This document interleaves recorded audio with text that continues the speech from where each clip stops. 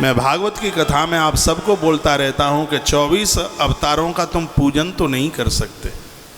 कहाँ मंदिर मिलेंगे 24 अवतारों के मंदिर, लेकिन आप 24 अवतारों के 24 नाम तो मुख से उच्चारण कर सकते हो।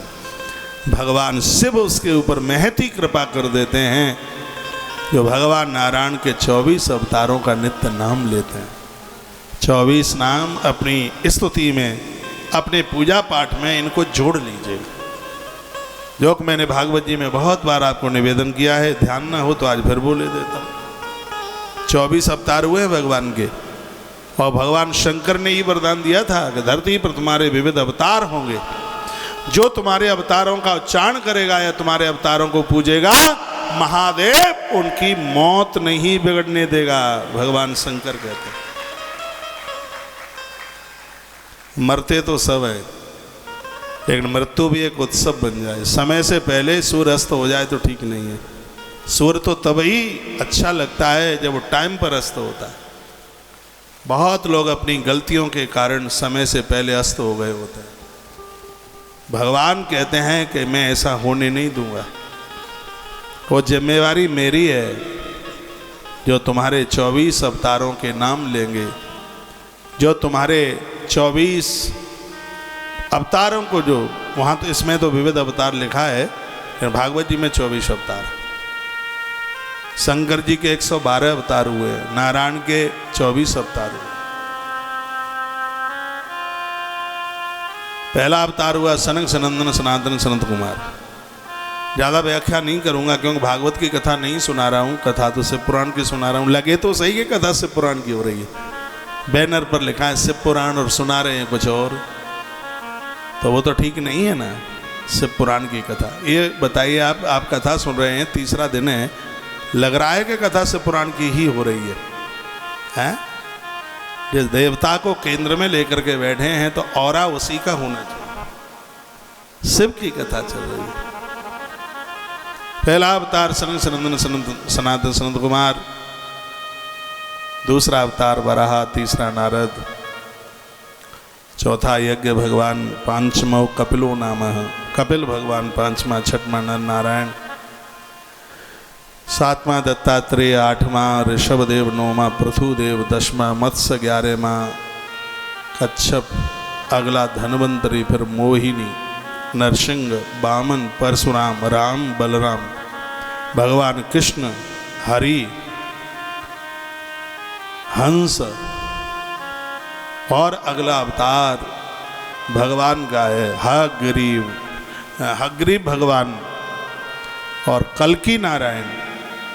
भविष्य में होगा जो अवतार वो कल्की देवता का होगा। ये 24 अवतार धरती पर हुए, भगवान शंकर ने वरदान दिया था। धरा पर तुम्हारे विविध अवतार होंगे, और जो लोग तुम्हारे अवतारों को पूजेंगे, शिव उसकी मृत्यु को नहीं बिगड़ने देगा, भगवान महादेव। क्योंकि तुमने सत्य बोला है इसलिए। सौनक्षियों ने पूछा अपने गुरुजी को, गुरुदेव यह बताइए कि ब्रह्मा जी का क्या हुआ, क्या वो पता लगा के आ गए थे? कहा नहीं लगा के आ पाए। कहा उनका क्या हुआ? कहा जब उड़ते उड़ते थक गए तो उन्होंने कहा, सोचा कि मुझसे पहले कहीं विष्णु पता लगा के न पहुंच जाए, अपना लक्ष्य नहीं ले पाए। ये उनको दूसरे की चिंता है कि कहीं वो न पहले पहुंच जाए, और हम प्राय दूसरों के लिए ही उड़ते रहते हैं, जलते रहते हैं। हम ना कर पाए तो दूसरा ना कर पाए। वो एक कथा आती है रामायण में, जब वो राजा जनक ने कहा था कि शंकर के पुरातन धनुष को जो तोड़ेगा और मेरी बेटी जानकी उसी के गले में जयमाला डाल देगी, लेकिन डगही न शंभु सरासन कैसे, कामी बचन सती मनु जैसे, भूप सहस्र दसे कई बारा, लगे उठावन टर ही न टारा। राम कथा जरूर सुनना। 12 मार्च से 20 मार्च, जगाधरी हरियाणा यमुना नगर में है। बहुत दिनों के बाद में अब के मौका मिल रहा है राम कथा का। बहुत समय हो गया, तो अब की तो बहुत समय से राम कथा ही नहीं गई, तो अब के सौभाग्य प्राप्त हो रहा है। टेलीविज़न पर कथा होगी, यूट्यूब पर कथा होगी, जिस पर भी हो आप सुनिएगा। वहाँ के आसपास के लोग हों तो पंडाल में अनाज मंडी में आयोजन होने वाला है। वहाँ आप कथा सुनिए। आपने पूर्व में भी हमारे मुँह से राम कथा सुनी होगी। डगहि न सम्मु सरासन कैसे, भूप सहस्र से कई बारा, लगे उठावन तरह न टारा। तो धनुष किसी से टस मस नहीं हो रहा था। जो भी लज्जित होके जाता है वो क्या कहता है, हे गणेश भगवान मुझसे नहीं टूटा कोई बात नहीं है, लेकिन दूसरे से भी नहीं टूटना चाहिए, वो यही बोलता है।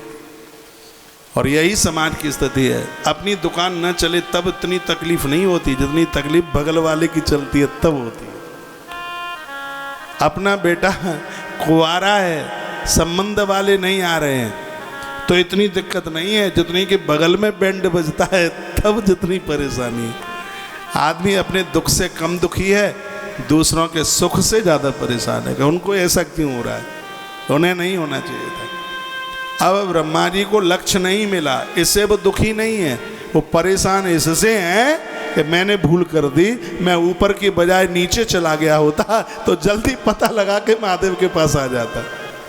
और यही प्राय लोगों को चलता रहता है, ये ना करता वो कर लेता तो ज़्यादा ठीक था, वो ना करता वो कर लेता तो ज़्यादा ठीक होता। संतुष्टि नहीं थी। वो परेशान थे कि कहीं नारायण मुझसे पहले पता लगा के न आ गए हम, तो बड़े परेशान थे ब्रह्मा। ब्रह्मा ने कहा वापस जाऊं और मैं कह दूं भोलेनाथ को कि मैं पता लगा के आ गया, तो वो विश्वास कैसे करेंगे। तो इसके लिए कोई गवाहीकार भी तो होना चाहिए। तो एक फूल मिल गया केतकी का, और वो जमाना था जहाँ हर पूजा में केतकी को लिया जाता था, दूसरी भाषा में उसको केवड़ा कहते हैं। वो फूल मिल गया ब्रह्मा जी को। ब्रह्मा जी ने केतकी को कहा सुनो सुनो। केतकी ने कहा विधाता बोलिए।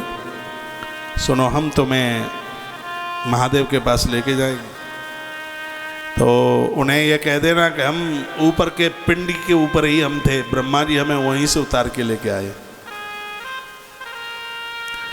तो केतकी ने कहा झूठ काहे क्यों बोले।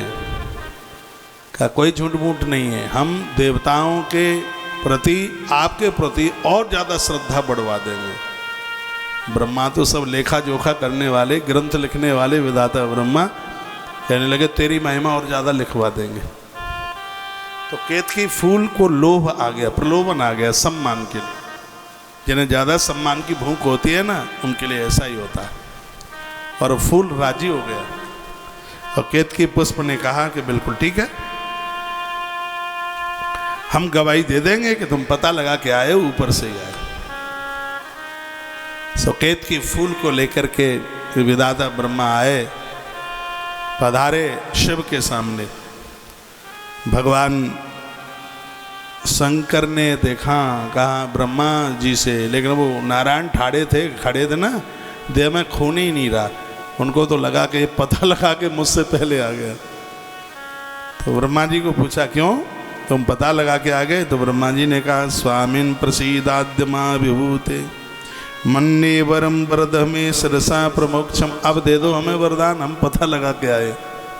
बिल्कुल वहीं से आए, ऐसे छू करके, बिल्कुल छपकंत महादेव की बोल के आए, बिल्कुल ऊपर से ही आए, हाथ लगा के आए। और विश्वास नहीं तो ये फूल केतकी का ऊपर ही रखा था, वहीं से उतार के लेके आए। शिव को भारी क्रोध आ गया, तो शंकर झूठ नहीं बोलते ना। पूछा महादेव ने केतकी फूल को, क्यों तुम्हें वहीं से लाया गया है क्या, इस स्तंभ के छोर से। तो केतकी ने कहा नमस्ते नाथ में जन्म। हाँ, मेरा जन्म सफल हो गया है, हम तो बिल्कुल वहीं थे, ये हमें वहीं से उतार करके लेके आए। शंकर इतने क्रोधित हो गए, भगवान महादेव ने शीघ्र ही श्राप दे दिया कि आज से तुझे देवताओं की पूजा में नहीं लिया जाएगा। देव पूजन में तुझे मैं निषेध करता हूँ। जो तुझे देव पूजन में प्रयोग में लेगा उसके घर में घोर गरीबी का आगमन होगा। मेरा श्राप है। केतकी फूल को केवड़े का इत्र मत लगाया करो देवताओं को। शंकर जी ने श्राप दे दिया, नहीं तो पैसा बाजार में मारा जाए। केतकी फूल केवड़ा। यह कथा श्री से महापुराण के विद्येश्वरी संहिता के 8 नंबर के अध्याय में है। और भगवान ने इसको श्राप दे दिया।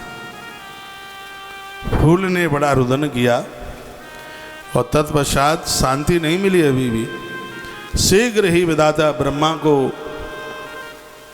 खत्म करने के लिए भगवान शंकर की देह से एक दिव्य रूप प्रकट हो गया, जिनका नाम था भैरव। ये भैरव की प्राकटता यहीं इसी प्रसंग में हुई है। जिस मुख से ब्रह्मा जी झूठ बोले थे, ब्रह्मा जी का मस्तक छेदन कर दिया। ब्रह्मा जी का माथा कटता हुआ शंकर के हाथ पर जाके चिपक गया। इसलिए महादेव का एक नाम हुआ कपाली। ब्रह्मा जी सभी तीर्थों में गए, लेकिन वो ब्रह्म हत्या छूटती नहीं है। वो शंकर जी सब जगह गए, लेकिन जो ब्रह्मा जी का जो मस्तिष्क था वो हाथ पर ऐसे चिपट गया है, वो छूटता नहीं था।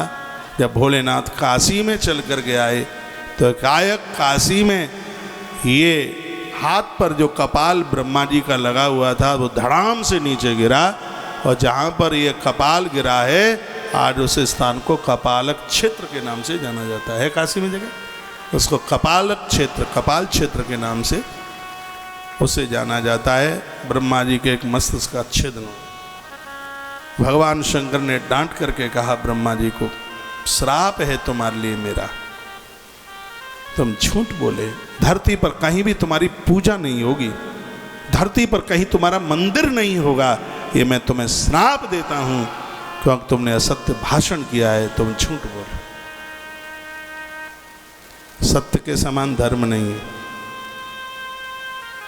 सत्य परेशान हो सकता है, लेकिन सत्य कभी पराजित नहीं हो सकता। सत्य तो सत्य ही है।